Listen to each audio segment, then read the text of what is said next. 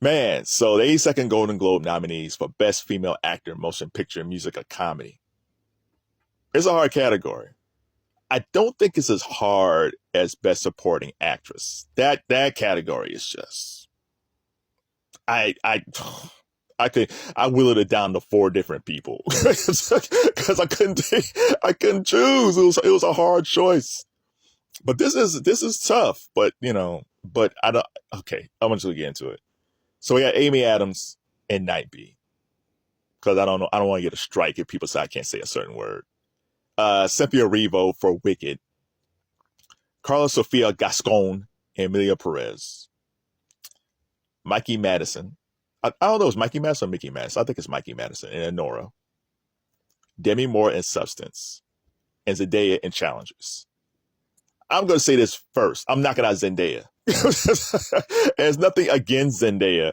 I was shocked when she was nominated for Best Female Lead in this movie. It's like, first of all, the movie really didn't do that well. Second of all, it's kind of like, okay. She was probably better in Dune. Dune 2. So, no. So, I'm knocking out Zendaya. I'm sure Zendaya was shocked when she got nominated. So, I'm knocking her out. Okay. I love Amy Adams. Amy Adams has never won an Oscar.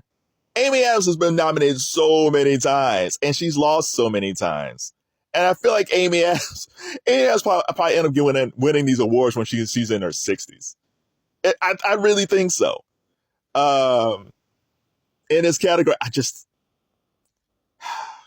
I think with the other nominees, I think they look at Amy Adams like, yeah, we probably need to give Amy Adams something because we really haven't really awarded her as much as we should have in award season for all the awards. And the Golden Globes are probably thinking about giving her the award, but I don't think she's going to win for Night B. I just don't think she's going to win for this one. I think Amy Adams will eventually win for one, but I don't think it's going to be for Night B. Cynthia Erivo for Wicked. So the argument I made for Ariana Grande for not winning, because I feel like Ariana Grande has a shot at winning Best Supporting Actress this year. She has a really good shot at winning Best Supporting Actress this year for the Golden Globes for Wicked. But my argument against that was that Wicked Part 2 is coming out. And if she doesn't win it for this year, the voters might say, well, we'll just give it to her next year for Wicked Part 2. It's a risk because you don't know what other films comes out next year. Because next year's competition might even be even stronger next year for Wicked Part 2. So that was my argument for Ariana winning next year. The same thing is for Cynthia Erivo, but it might be slightly different. Cynthia Erivo might be skipped over for Wicked Part 2 as well. But I was talking about Isabella Rossellini in the last video, and I was saying like sometimes the voters vote for the story instead of the performance. They vote for, oh, this might be a really good speech.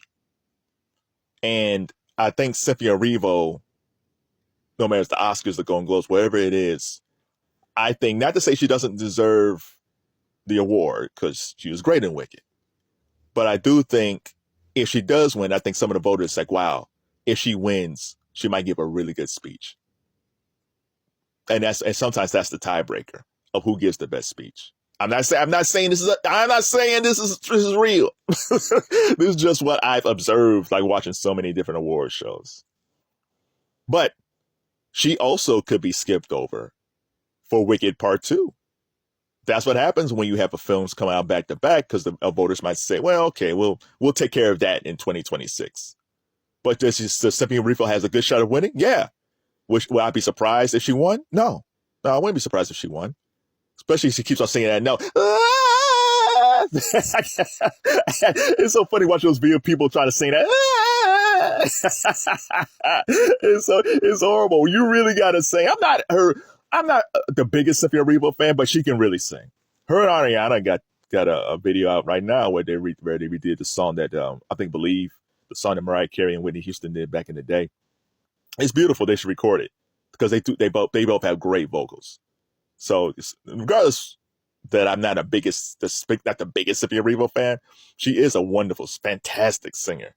So for that alone, she has a good shot at winning. Carlos Sofia Gascon for Emilia Perez. Emilia Perez is a wacky film, man. But it got a lot of nominations.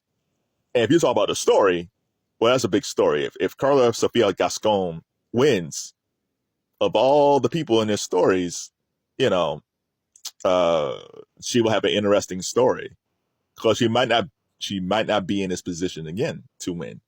So that alone, Carla Sofia Gascon might actually win this award because she might not ever have a shot of winning this award again. And it's a story. So, but Emilia Perez is, it's an interesting film. You know, it's not for everybody. And it'll be interesting to see if the foreign press really love that film or not love that film. So we'll see. Mikey Madison's got a lot of buzz for Honora. Honora is kind of like the Brutalist. The Brutalist is one of those films that I think might sneak up on award season and win a bunch of awards that people didn't think was going to happen. Honora's the same way. I think Honora probably win like Spirit Awards and things like that. I think it'll clean up on more of the indie circuit. And I think Mikey Madison is so new. I would be shocked if Mikey Madison wins. Because maybe the critics would say, if she's really this good, if she's really this talented, we'll see her down the road like an Amy Adams, right? So I think Mikey Madison just being there is probably happy because she's look at the competition she's with of Amy Adams and Cynthia Erivo and Demi Moore, and they're like, you know, it's like, oh my God, I would never imagine me being in the room last year in 2024, and I'm in this room of all these talented ladies in 2025. So I think of Mikey Madison, I'm sure she would love to win, but I think the fact that she's in this room of all these people that she probably watched on TV last year, I think that's her award. So I don't think Mikey Madison's going to win, even though Honora has a lot of buzz. Demi Moore. If you talk about the story, I don't think Demi Moore was as appreciated as she was back in the day. When she had Disclosure,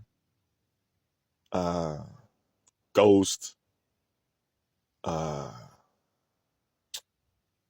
Few Good Men, Demi Moore was just putting in work, man. Demi Moore, at one point, it was her and probably Julia Roberts, but Demi Moore was at the one point the highest paid actress in Hollywood. And then after G.I. Jane, she took a break. Well, she was married to Bruce Willis. They started having kids, and she became a mom. She did Charlie's Angels a few years after that, where she was in great shape. But she, I think she raised the kids. I think she took a break. But this Substance film, this is almost saying it's almost like Isabella Rossellini in my other video. I think Demi Moore might clean up during award season. I think they'll look around and say, all the critics might say, she's never won one. She never won an Oscar or Screen Actors Guild. She never won anything. She only won maybe one thing or two things. Oh, okay, maybe we need to pay her back. It's been a long time since Demi Moore's even been in these rooms. She's been doing work. She's been making movies, but she hasn't been in this situation probably since the 90s.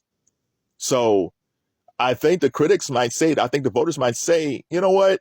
We should have gave her more love back in the 90s when she was that chick. And I wouldn't be surprised if Demi Moore won for Substance.